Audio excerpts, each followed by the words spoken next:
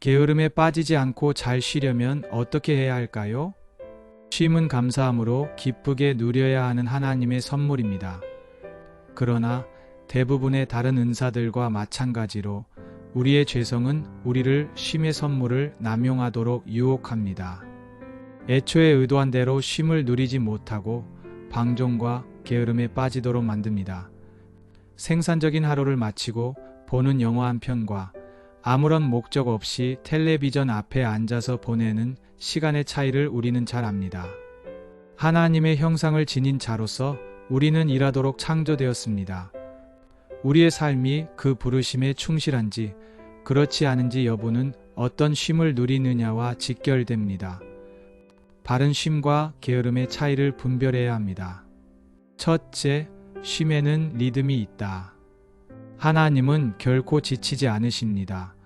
그런데도 일곱째 날에 안식하심으로써 피조물이라는 천의 안식이라는 선물을 무늬로 짜 놓으셨습니다. 우리가 안식일을 지켜야 하는 것은 창조주께서 먼저 쉬셨기 때문입니다. 안식일의 쉼은 하나님을 본받는 습관일 뿐만 아니라 우리가 누려야 할 선물이기도 합니다. 안식일은 우리를 축복하기 위해서 만들어졌습니다. 땀 흘리는 수고에서 잠시 떨어져서 마음을 재정렬하여 다시금 하나님을 제대로 바라볼 수 있도록 합니다. 또한 휴식이 필요하다는 사실은 우리가 유한하고 하나님을 의지해야 하는 존재임을 깨닫게 합니다. 낮이 밤으로 바뀌면 우리는 휴식이 삶의 리듬이 되어야 함을 상기합니다. 우리에게는 잠이 필요합니다. 또 음식과 친교가 필요합니다. 일에서 벗어나 함께 빵을 떼는 것은 몸과 영혼의 영양을 공급하는 중요한 리듬입니다. 둘째, 쉼은 활력을 주어야 한다. 아무 생각 없이 소셜미디어를 스크롤하거나 일을 하는 중에 중간중간 텔레비전 쇼를 보면서 활력을 회복할 수는 없습니다. 그렇게 시간을 보내면 어김없이 후회가 뒤따릅니다. 차라리 푹 쉬거나 아니면 일에 몰두할 걸 하는 아쉬움을 떨치기 힘듭니다. 우리가 쉼이라고 간주한 무엇이 동기부여에 전혀 도움을 주지 않고 영감을 느끼게 하지도 않고 그렇다고 다시 일하고 싶은 의욕을 북돋는 것도 아니라면 사실 우리는 쉰다는 핑계를 대며 게으름에 굴복한 것입니다. 게으름은 그냥 그대로 두면 끊임없이 지속됩니다. 쉼은 활력을 주는 것이어야 합니다.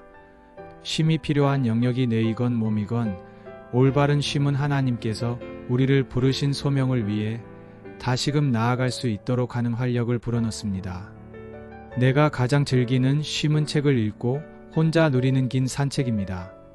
그게 정원 가꾸기, 카드놀이, 친구와 나누는 커피 수다, 또는 낱말 퍼즐 풀기인 사람도 있습니다.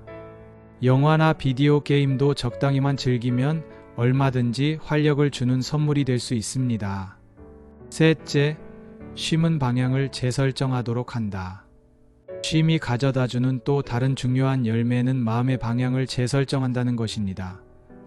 게으름에 빠지면 영혼에 악영향을 끼칩니다. 성령에 덜 민감해지고 유혹에 더 무감각해집니다. 게으름은 우리를 죄로 유인하는 교묘한 속임수입니다. 게으름은 하나님께 냉담해지도록 유혹합니다. 그러나 쉼은 우리의 방향을 재설정합니다. 일이 중요하지만 그게 전부가 아님을 되새기게 됩니다. 우리는 하나님을 알고 사랑하고 또 하나님과 관계를 누리도록 창조되었습니다.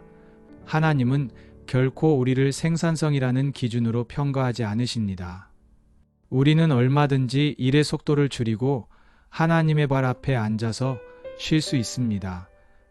또 다른 사람들과 보내는 시간을 우선시하는 것은 하나님이 원하시는 것입니다. 넷째, 쉼은 좋은 열매를 맺는다. 게으름이 자신만을 위하는 방종이라면 쉼은 하나님의 영광과 다른 사람의 유익을 위하는 즐김입니다. 우리의 문제는 무엇을 하는가가 아니라 어떻게 하는가에 달린 경우가 많습니다. 그러므로 열매를 생각하십시오. 게으름은 이기심을 낳습니다. 반면에 쉼은 다시 일어나 봉사할 준비를 하게 합니다. 게으름은 책임을 미루고 회피하게 만들지만 쉼은 다시금 책임을 수행할 수 있도록 활력을 줍니다. 성령의 도우심을 간구할 때 게으름에 빠지지 않고 쉼의 은사를 누릴 수 있습니다. 우리는 나 자신의 마음과 행위조차도 항상 정확하게 측정할 수 없는 연약한 존재입니다. 따라서 언제나 겸손하게 다른 사람의 조언을 구해야 합니다. 우리는 무엇을 하든지 우리의 목표는 오로지 하나님을 기쁘시게 하는 것이 되어야 합니다.